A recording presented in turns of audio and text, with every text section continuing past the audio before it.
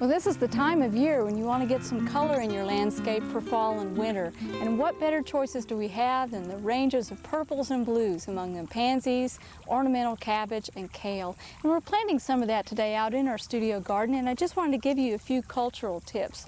First of all, these could be grown in semi-shade or full sun, either one, and they'll do pretty well. Although with pansies, you'll get shorter, perkier, thicker growth if they are out in full sun. With the ornamental cabbage and kale, they do get pretty large, but it still looks better if you will mass them together in large groups. And you might look down the row here, all the way back to where Brenda is planting. We have groups of purple ornamental cabbage, then we have some green ornamental cabbage back here, fronted by some ornamental kale, then back behind another triple cluster of the ornamental cabbage. Same goes for pansies. If you're going to have good color impact in the landscape, it's a good idea to have large groups of a single color. And we have 3 colors of pansies out here today. We have crown azure, crown white, and then the majestic blue giants. And what we want to do, instead of alternating one plant of each at a time, we have little clusters or masses of color. Now, in getting the soil ready for these, as with any flower bed, you want to make sure when you pull out your summertime color that you get all the old growth, plant growth out. We've gone over this with a potato fork and spaded it up nice and loosely. We have not added any fertilizer where the cabbage and kale is going to go, and the reason for that is that they don't benefit from heavy fertilization. If you fertilize too much and the soil's too rich, you'll get a lot of leaf growth this fall while the weather's still warm, and you may have too much of a green appearance. And so you don't want to stimulate their growth too much, but just place them down in the soil. And as we mentioned before on Oklahoma Gardening, quite a bit of our soils are already enriched out here because we've added so much fertilizer over the years. With kale and cabbage, you also want to watch out for loopers. And the characteristic holes here tell me that the greenhouse where these were grown, they had some early season looper damage. Then look at the new growth. It's been gotten under control pretty well. And now that these are being planted out in the garden, we want to make sure that we also keep that growth in check. And the way to do that is to routinely either dust them with BT products such as Dipel or Javelin.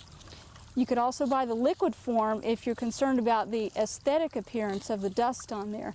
But that's a very effective caterpillar control on these plants, and you certainly want to stay ahead of it. Now, I'm not going to trim those leaves off because they're still manufacturing food for the plants, so I'll leave that in place. Fortunately, the pansies don't have very many pests, but they do benefit from some supplemental feeding. And what a lot of home gardeners like to do is mix a slow-release fertilizer into the soil upon planting. Choose one that is about a 6 to 9 month formula, and that way you'll get plenty of growth out of it. When you're buying pansies, try to get the 6-packs that have a fairly large container. That way you'll end up with a nice healthy plant. And when you're buying them in the nursery, make sure that they have a nice white root system and are in pretty good shape before planting. As I mentioned, we want to stagger these along here in clusters, and we'll set up an irrigation system on these when we're done so they get plenty of moisture this fall, because they do like plenty of rainfall. Well, not only is this a planting for fall, but it's also my last planting here at the studio garden on Oklahoma Gardening.